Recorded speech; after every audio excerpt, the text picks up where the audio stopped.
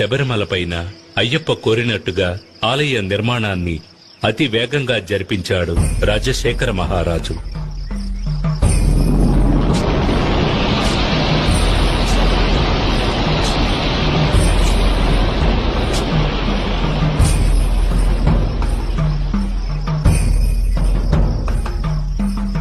ఆ ఆలయంలో జీవిత తత్వాలను వివరించే విధంగా 18 మెట్లను కూడా ఏర్పరిచాడు.